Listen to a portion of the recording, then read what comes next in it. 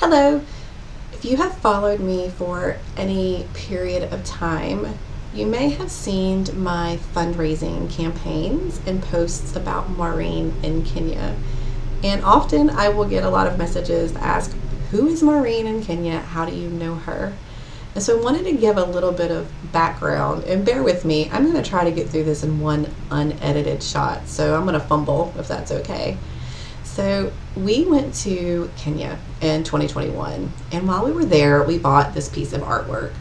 It's hard to see, there's a glare on it. I'll post a picture at the end. But basically, what it is it's a drawing by a child from a school, and those drawings are sold for conservation efforts. And then on the bottom of this drawing are two phone numbers and names, the name of the school and phone number of the school, as well as of the child, for you to reach out through WhatsApp if you want to and donate directly to them. I'm not sure if I agree with giving out everybody's phone number, but that's the process. So I got home and that's what I did. I tried to find this school and or child, and these numbers did not work out. I didn't reach anyone. So then I started looking on social media and just Google, trying to figure out if I can find at least the school. And I did not. I had no success and still haven't actually. But who I did find was a woman named Maureen who lived near this town. So this particular town, and I'm going to butcher the name, Mtito Andei, Mtitoandei, is centrally located between Nairobi and Mombasa. And so it has always been sort of a thriving tourist stopover hub where tours and buses and things like that would come in and have lunch, eat at restaurants, perhaps even stay overnight. And there are some like natural areas and safari areas kind of nearby as well.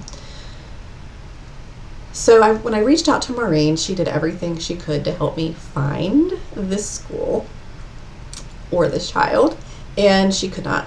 And so that was that. I didn't talk to her again for well over a year. And then she reached out to me through Facebook and said, "Hi, do you remember me?" And I did, of course. And so we just started talking, and she then asked, "Is there any way I can come to the United States to be a nanny or a house cleaner, because there are no jobs here? The pandemic wiped us out." So mentioned that this was sort of a tourist stop. That was their community. That was their economy. There were really no other major types of jobs in this particular area. So the pandemic just destroyed all of that.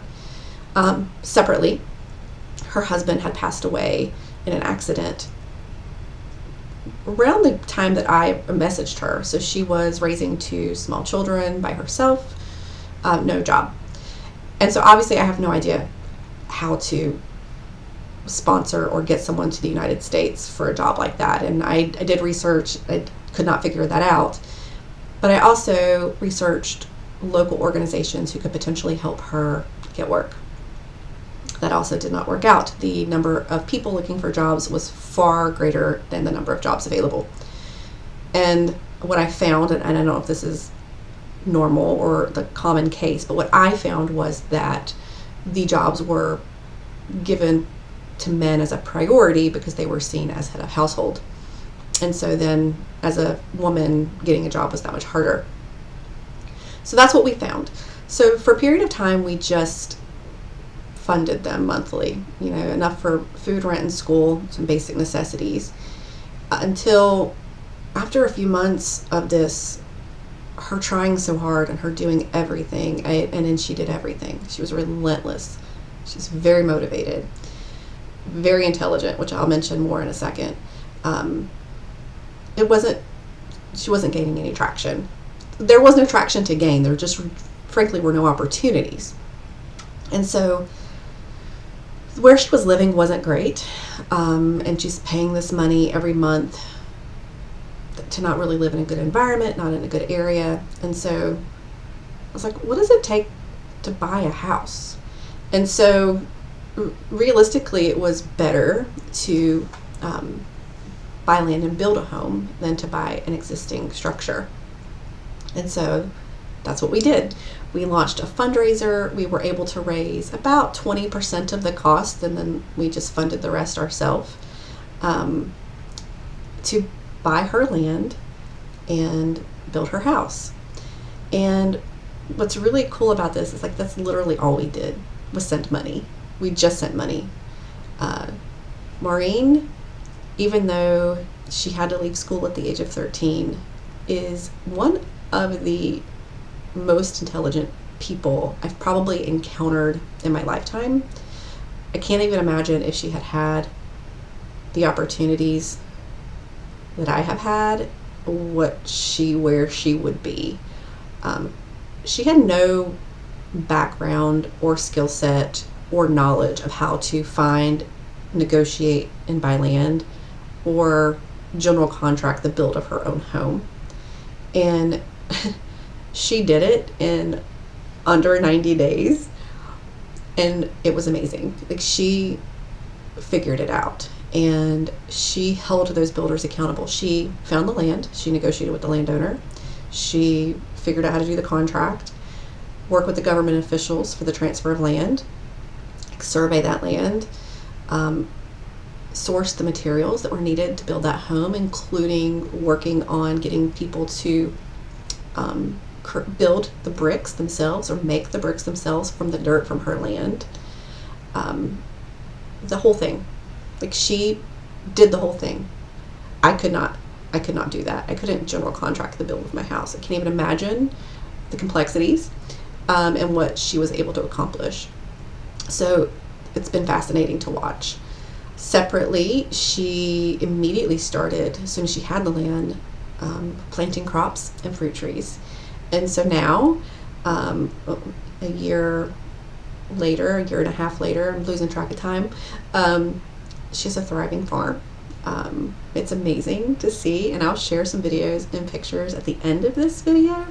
I will not really be showing many pictures of people. I'm very mindful of that. I want to just, I don't want to feel like I'm exploiting anyone, so you won't see a ton of people photos other than the few that she and I, she selected.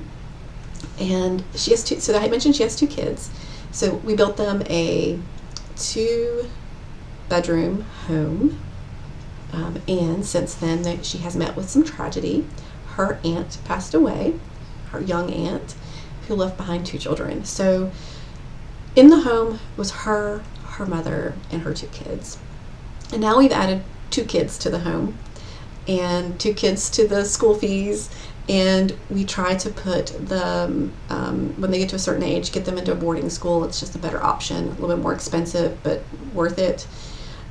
So our next goal is to build 2 to 3 more bedrooms to make room for all of these people. Right now, Maureen has a room with her mom, and then the 2 boys share a room, and then the other 2 kids, a boy and a girl, are sort of just sleeping on the couches where they can.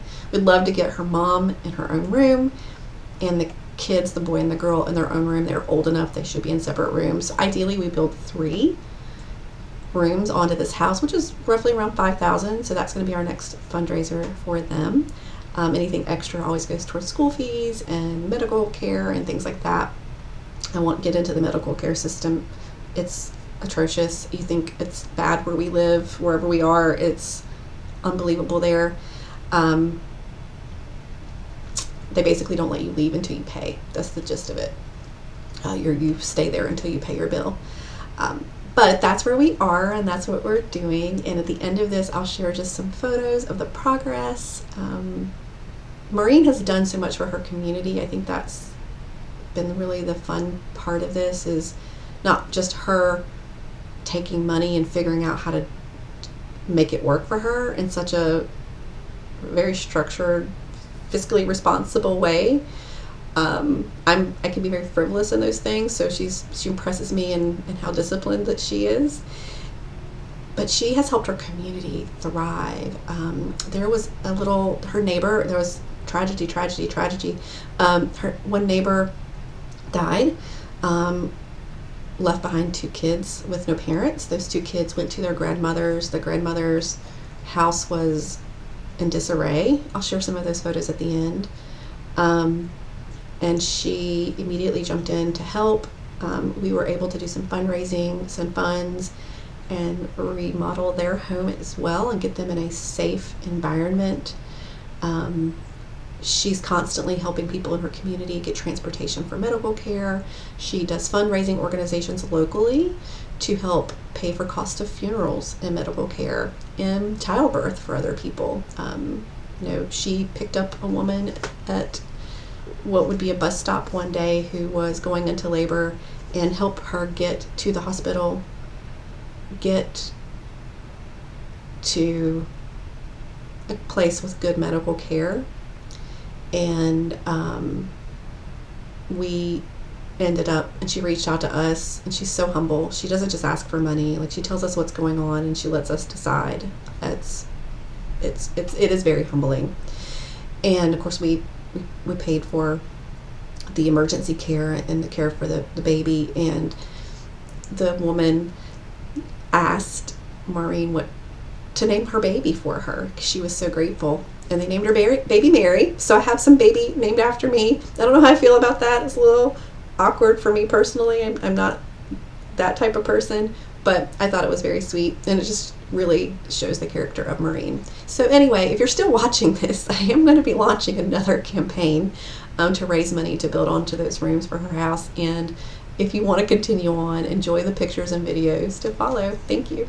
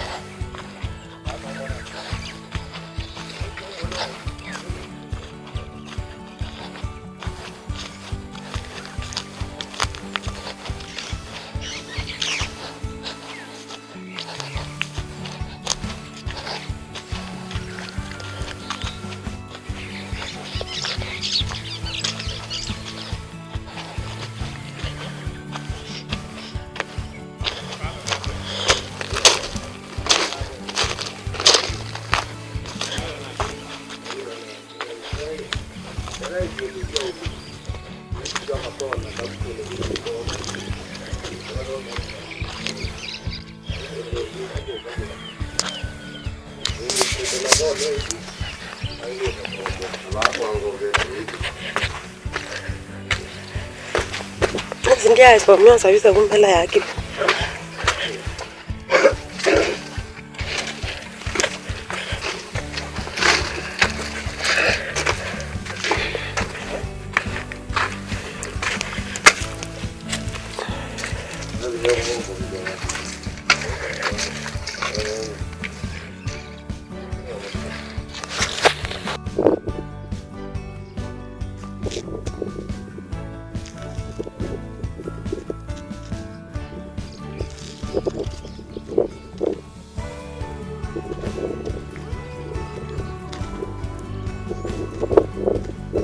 This is a nursery where I've planted some vegetables.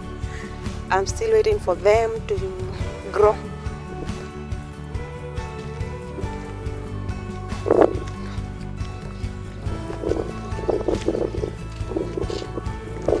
Here comes Ryan. Hi. Emmanuel. My sister's daughter.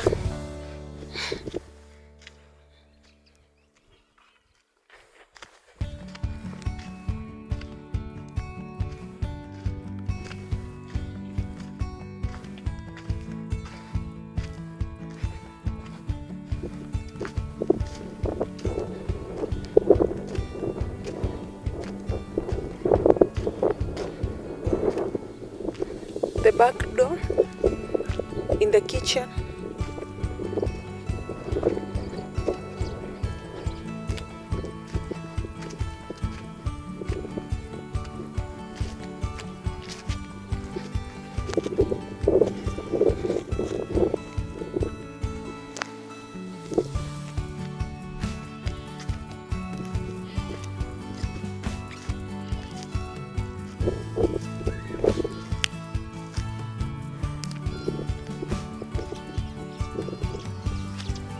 you have planted some plants which are not necessary to be put in the nursery. I've planted them here. Some vegetables.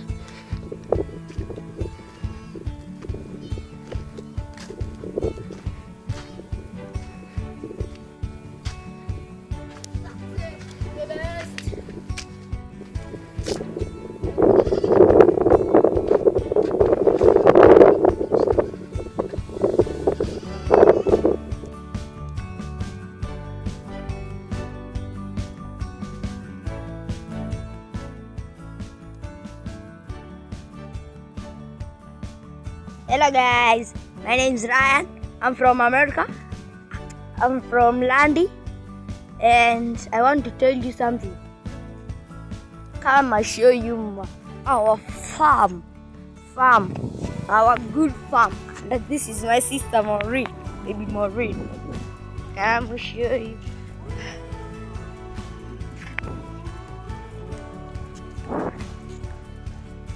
This is our farm.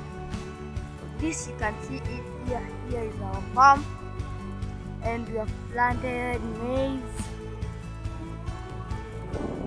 Here you can see our maize are big, and we have some plants here. You have plants. You can see them. Let's come. I show you my